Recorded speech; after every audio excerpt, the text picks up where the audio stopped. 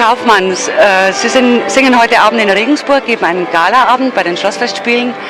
Zu Regensburg haben Sie ganz spezielle Beziehungen. In Regensburg war eine meiner ersten professionellen Schandtaten sozusagen. Ich habe hier noch während meiner Studienzeit einen Vertrag für eine Neuproduktion von Eine Nacht in Venedig bekommen. Von der Marie-Therese List damals als Intendantin und habe hier, glaube ich, 36 Aufführungen gesungen. Also das bleibt doch hängen, auch wenn es lange her ist. Das war die erste große Bühnenrolle letztlich. Nach München während des Studiums Bayerische Staatsoper war Regensburg dann der erste große Bühnenauftritt. Sie waren auch bei den Schlossfestspielen schon mal zu Gast? Richtig, ja, mit großem Erfolg, was das Wetter vor allem betrifft. Also und da hoffe ich, dass wir daran heute Abend anknüpfen können. Das ist ja immer das Wichtigste bei einer Open-Air-Veranstaltung, wenn das rundherum nicht passt, auch wenn der Schlosshof noch so schön ist und alles perfekt vorbereitet und koordiniert ist. Wenn dann das Wetter nicht stimmt, dann fällt es sozusagen ins Wasser. Sie singen heute Abend ein Programm aus Liedern aus der späten Zeit der Operette, Schlager auch und Puccini, den klassischen Stoff sozusagen. Mhm. Das sind Werke aus Aufnahmen aus 2 CDs von 2014 und 2015. Das ist eine ungewöhnliche Kombination. Ja und nein. Also auf der einen Seite könnte man sagen, Oper und Operette, also als Purist, hat wenig miteinander zu tun. Stimmt aber nicht, muss ich auf der anderen Seite sagen, weil Leha wird für viele als der legitime Nachfolger Puccinis bezeichnet, was die Melodieführungen betrifft, was auch die Orchestrierung betrifft. Das heißt, er hat sehr von Puccini gelernt und abgeschaut und umgekehrt ein bisschen auch. Also die Klassik hat sozusagen auch von diesen frühen, wunderschönen Operettenmelodien noch einen letzten guten Schub bekommen, bevor es dann sehr modern wurde.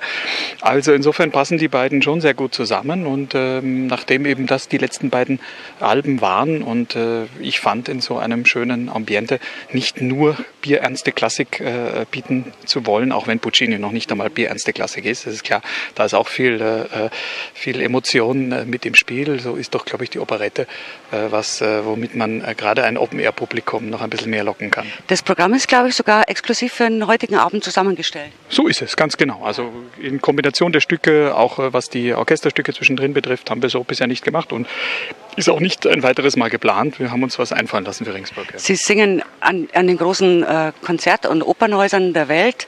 Sie haben an der Met gesungen, das ist in hunderte Kinos übertragen worden.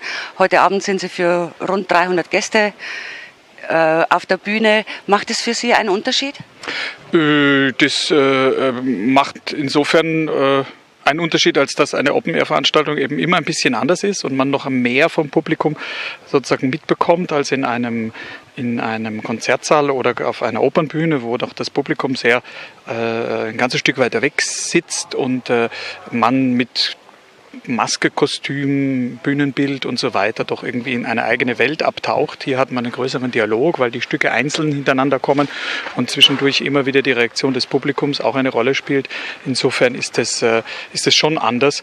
Aber ob das jetzt 3000, wie ich glaube, nicht 100, sondern oder ob das Hunderttausende sind, die zuhören, ist letztlich irgendwann dann egal. Also entweder macht es einem Spaß, vor Publikum zu singen oder nicht und dann ist es ganz egal, wie viele es sind. Die Kritiker erfinden immer neue Superlative für Sie. Der größte Tenor, der großartigste Tenor der Welt, der Wundertenor. Schmeichelt Ihnen das oder wie geht es einem mit solchen Zuschreibungen?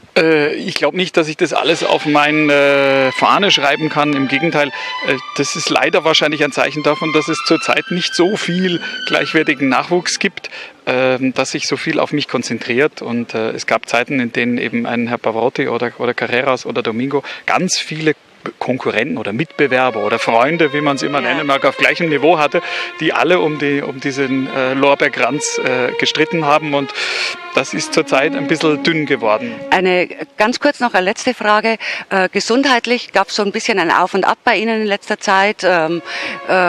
Jetzt in Baden-Baden zuletzt die Absage, jetzt aber ein toller Liederabend in Südfrankreich, glaube ich. Ja. Und Sie fühlen sich wieder gut? Ich fühle mich wieder gut. Das ist immer mal wieder, passieren halt irgendwelche komischen Sachen. Das war jetzt gerade zum Beispiel eine unglaubliche Allergie, die ich schon seit vielen Jahren nicht mehr gehabt habe und die alles hat anschwellen lassen. Die Augen waren zugequollen und auch die Bronchien haben gepfiffen wie verrückt. Es war wirklich, ich weiß nicht, was es war, aber da muss man halt dem Rechnung tragen. Und wenn man dann seine Stimme überlastet im Verhältnis zu dem, was sie dann leisten kann, weil sie ja eigentlich sozusagen entzündet oder unter Belastung steht schon, dann kann man wirklich Schäden davon tragen. Deshalb muss man in dem Fall halt dann lieber ein paar Tage pausieren, damit sich der Körper und alles wieder erholen kann und dann geht es wieder frisch weiter, so wie hier. Vielen Dank.